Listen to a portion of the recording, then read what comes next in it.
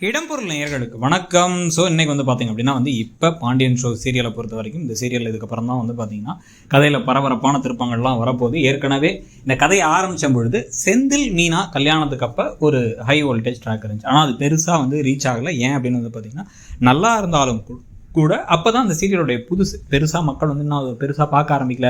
Season 1 பார்க்கத்தவங்களாம் இனிமேல் season 2 பார்க்க மாட்டோம், அது என்ன சீசன் 2 போரிங்காக இருக்குது அப்படிங்கிற மாதிரி நிறைய கம்பேரிசன்லாம் பண்ணிருந்தாங்க. அப்போ அது மட்டும் இல்லாமல் பார்த்திங்கன்னா பாண்டியனுடைய கேரக்டர் அப்போ வேறு மாதிரி காமிப்பாங்க. முழுக்க வில்லனா நம்ம பார்த்தாலே கடுப்பாகக்கூடிய ஒரு கேரக்டர் மாதிரி காமிச்சாங்க. எரிச்சலாக இருக்கும் அவரை பார்த்தாலேங்கிற மாதிரி இருந்துச்சு.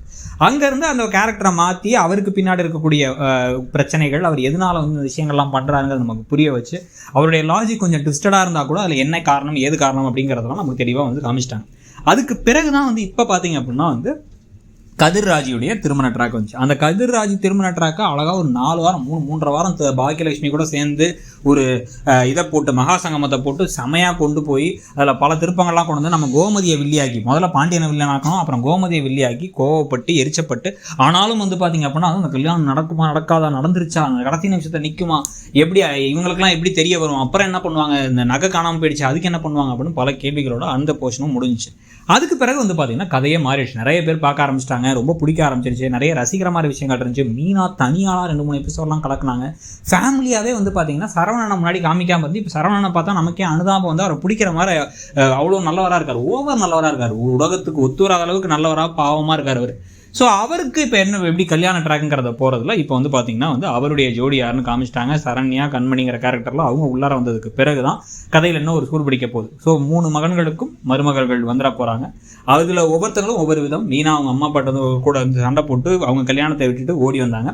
ஓடி வந்ததுக்கு அப்புறமா பார்த்திங்க அப்படின்னா அதில் நடக்கக்கூடிய பிரச்சனைகள் இருக்குது.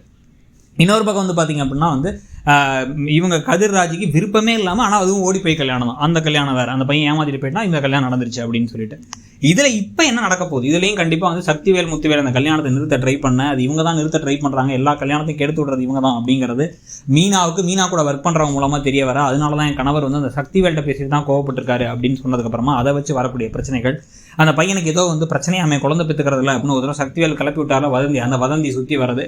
அதை வச்சு அதுக்கப்புறம் வரக்கூடிய பிரச்சனைகள் எல்லாத்தையும் தாண்டி ஒருவேளை இந்த பொண்ணு கண்மணியுடைய வீட்லேயும் ஏதாச்சும் பிரச்சனைகள் இருக்கா, இவங்க சொல்கிறதெல்லாம் உண்மைதானா, உண்மையிலே பெரிய குடும்பம் இருக்கா, வேலைக்கு போக விருப்பம் இல்லாத கம்மியாக படித்த பொண்ணு தானா, இதெல்லாம் இல்லாமல் அந்த பொண்ணுக்கு கல்யாணம் முடியணுங்கிறதுக்காக வேணே பொய் சொல்லி கல்யாணம் பண்ணி வைக்கிறாங்களா அப்படிங்கிற ட்விஸ்ட் அண்ட் டர்ன்ஸ் எல்லாம் தாண்டி எப்படியும் கல்யாண ட்ராக்னாலே பெருசாக ஒரு பிரச்சனை, அந்த பிரச்சனையை தாண்டி எப்படி கல்யாணம் நடக்குதுன்னு தான் கொண்டு போவாங்க. அதை எப்படி கொண்டு போய் இப்போ சரவணன் ஜோடி கிடச்சதுக்கப்புறமா கதை எப்படி மாறப்போகுது, அவங்க இந்த வீட்டுக்கு வந்ததுக்கப்புறமா டைனமிக்ஸ் தான் எப்படி மாறப்போகுது, அவங்களுக்கு எங்கிறதுக்கு தங்க ரூம் தர போகிறாங்கன்னு பல கேள்விகள் இருக்குது. ஸோ அதெல்லாம் பற்றி உங்களுடைய கருத்து என்னங்கிறத சொல்லுங்கள். தேங்க்ஸ்.